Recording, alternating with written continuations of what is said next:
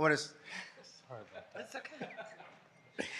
say good afternoon and welcome to the second regular hearing on the Assembly Committee on Revenue and Taxation for 2025-2026 legislative session.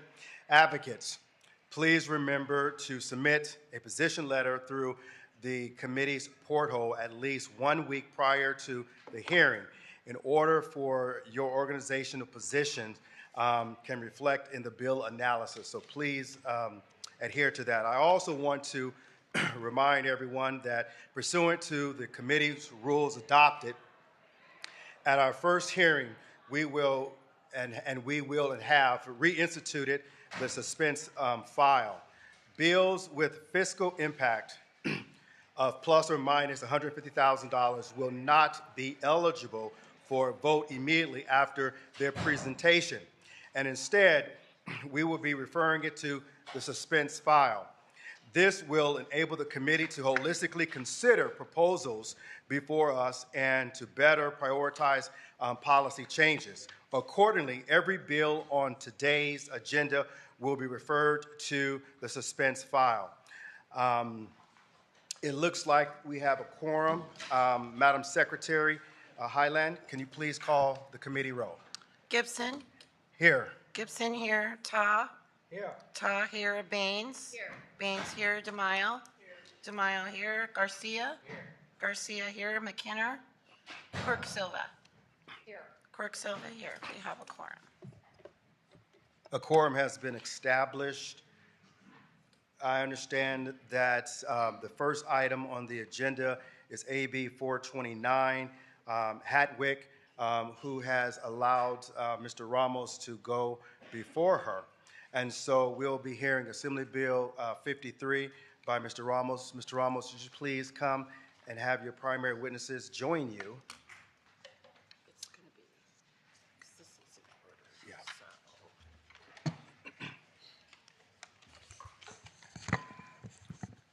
And we'll put it back. Welcome, Mr. Ramos. And when you are ready, please proceed with your presentation on Assembly Bill 53.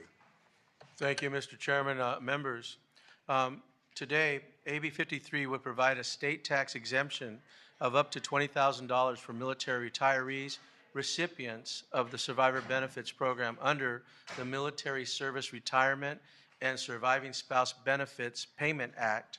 The purpose of this bill is twofold: to honor those who have dedicated their life by serving our country, as well as retaining and attracting a skilled workforce, and honoring the families of military retirees and survivors and the benefits that go to them. Currently, California is the only state that taxes the full amount of the retirement of our military personnel. Let's make 2025 the year we change this and honor our veterans and their families. With me today to testify in support is retired United States Air Force Captain Ramona Chavez.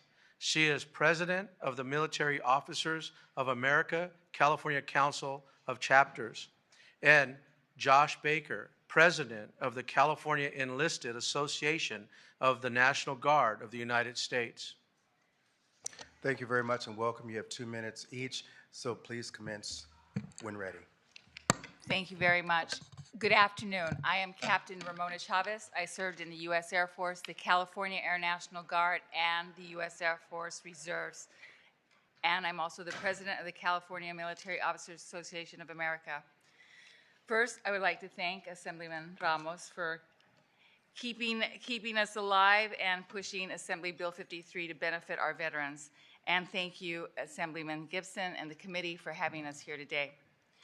As Assemblyman Ramos mentioned, currently California is the only state that fully taxes military retirement pay. I have 2 simple questions. Is that how we want to represent California? And what does it cost our state? California is losing veterans to other states at a very high rate. Since 2000, our population of military retirees dropped 27%. I'm sorry, please, if you could please close that back door, the noise. Thank you very much. Thank you. Thank you. Is that better?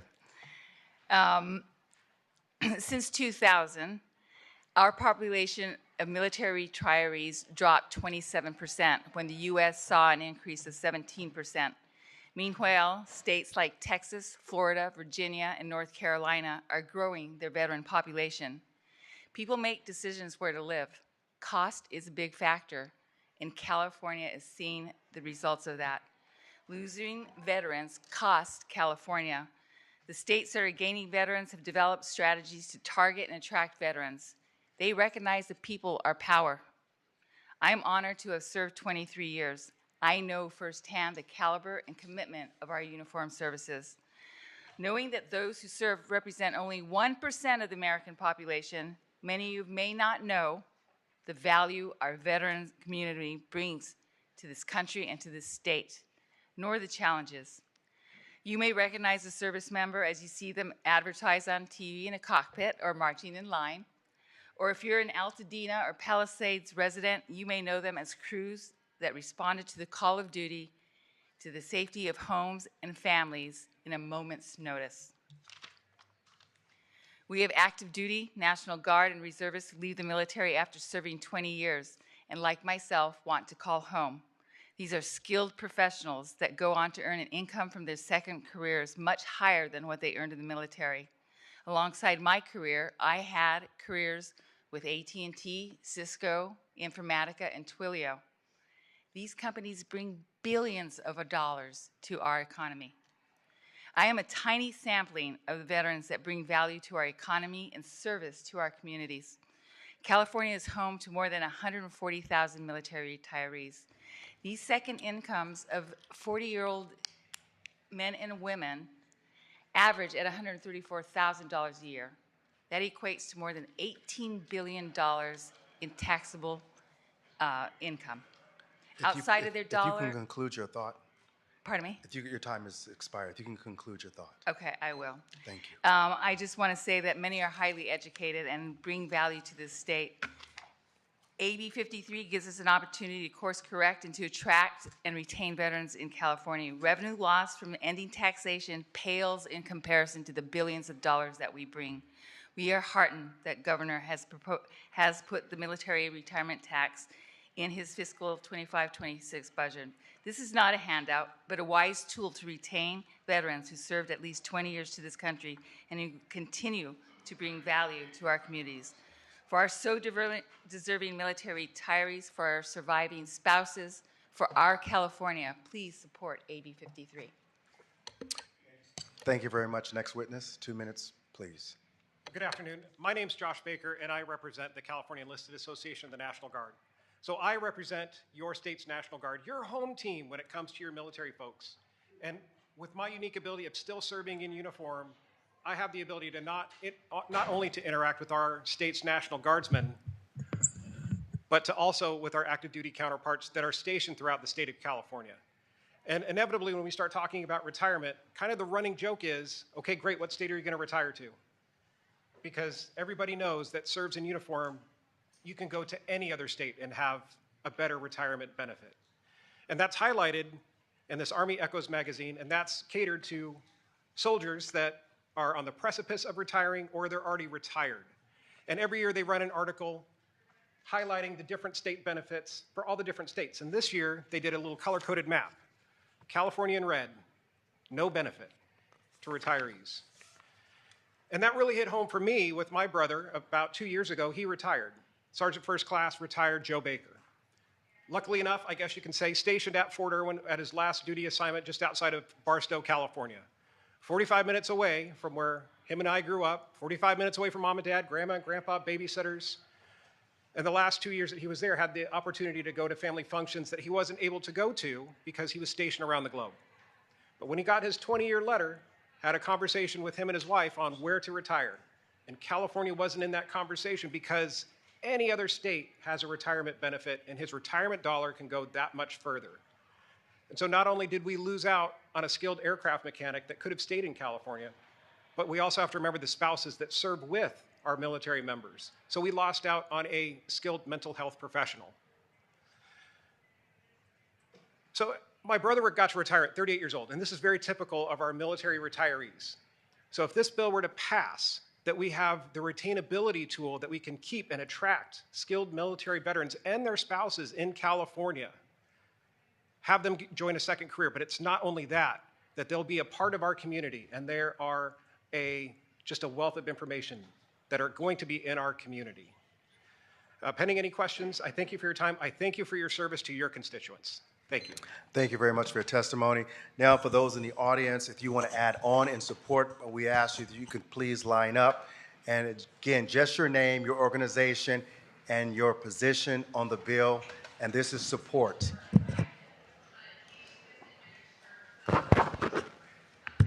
Good afternoon, Mr. Chair, members of this board. My name is Don Harper. I'm with the American Legion of California.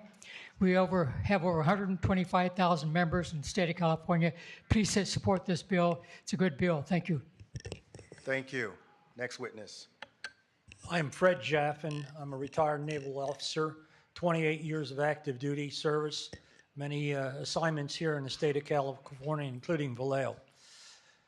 I fully support this bill, and I am a member also of veteran organizations such as the Alameda County Veterans Affairs Commission, of which I've been appointed to, and I support this bill and various other military organizations that I represent. Thank you. Thank you for your support. Next witness. Hello, committee. My name is Paul Gonzalez, and I'm a retired Army Lieutenant Colonel. I served 25 years regular Army. My last assignment, I entered the service out of UC Berkeley as a cadet. My last assignment was as a professor of military science in charge of Army ROTC at UC Berkeley. I retired in 2005. I want to make this personal because I really think that this is important that your committee understands the impact. I'm also the president of the Military Officers Association of Alameda County. We are having a hell of a time getting people to stay and recruit them for board positions and membership because they're aging out. The average age is 84, and we have no new members because nobody's retiring in Bay Area. It's a real problem. So I've convinced my daughter, who went to medical school at UCSF. If you could just give your name, your organization, and support. All right, thank you. Anyways, I support it. I hope that the committee helps this bill pass. Thank you. Thank you. My name is Susan Gonzalez, and I'm a member of the Alameda MOAA chapter. I'm the surviving spouse liaison, and I fully support this bill. Thank you very much. Good afternoon, Chair, members. Yolanda Benson, representing the California Association of County Veteran Services Officers, and we strongly support this bill and are glad to be co-sponsors. Thank you. Thank you. Next witness. Good afternoon. My name is Helen Wong. I am the AMVETS Department Commander, and we support this bill. But keep in mind, we also are dual members, American Legion, Vietnam Veterans of America, DAV. Thank you. Thank you. Clifton Wilson on behalf of the Humboldt County Board of Supervisors in support, and thank you for authoring this measure. Thank you. Russell Manning on behalf of California State Treasurer Fiona Ma, proud co-sponsor of this bill. Thank you. Steve Ansel, I'm from Solano MOA chapter. I was also a contractor that hired 51 retirees. I lost 12 in 3 years. They all went to tax-exempt states. There are now actually 11 tax-exempt states, with Georgia having a current bill to make it 10. I very much appreciate this first step that we're taking. Thank you. Thank you. Next witness, please. Kasha Hunt here with Nosman on behalf of the County of Monterey Board of Supervisors in support. Thank you. Good afternoon, Chair and members. My name is Seth Reed with Reed Government Relations. I'm an Army Infantry Combat veteran here with Reed Government Relations on behalf of the California State Commanders Veterans Council, Military Officers Association of America, California Council of Chapters, and the Vietnam Veterans California State Council, all in support. Thank you. Thank you. Good afternoon. My name is Peter Cross. I'm the president of the National Guard Association of California, and I can't add to the wonderful testimony of these witnesses. We are in strong support of AB 53. Thank you. Thank you for your Good afternoon. My name is Raymond Wetzel. I'm the Senior Vice Commander for the Department of California for the Military Order of the Purple Heart. 4,100 members strong, and we all approve this. Thank you. Thank you. Kelly LaRue with Resilient Advocacy on behalf of the California Chamber of Commerce. Apologize, we just finalized our positions last week, so our letter is coming. Thank you. Thank you. I'm Mike Schoonover. I live in Oakland, California. I'm the proud military spouse, and I fully support this bill and appreciate your attention to it. Thank you. Thank you very much. Now we will have opposition. Two primary witnesses in opposition. Seeing and hearing none. Anyone in the audience wishing to register your opposition to Assembly Bill 53, would you please come forward to the microphone? Seeing and hearing none. Before I bring it to the committee, I want to say for those who've testified, those who served our country, we honor you and thank you very much for your service. We'll bring it back to the committee. Our Vice Chair, Mr. Tarr. Thank you, Chair. That I really want to thank the author for introducing this bill. I really appreciate that. I'm really proud to be a co-author of the bill. I think that this bill really make California more affordable for our veterans. And I think this is the least that we can do for our veterans who've been sacrificed so much to protect our community and our nation. So I really appreciate that. Thank you. Thank you so much. Thank you very much. Any additional comments? Yes, Ms. McKenna. Yes, Mr. Chair and Assembly Member, I too really appreciate this bill. I have veterans in my family, and I know how it's so hard for them, especially in this economy. So I really appreciate it, and I don't know if I can be a joint author. Yes.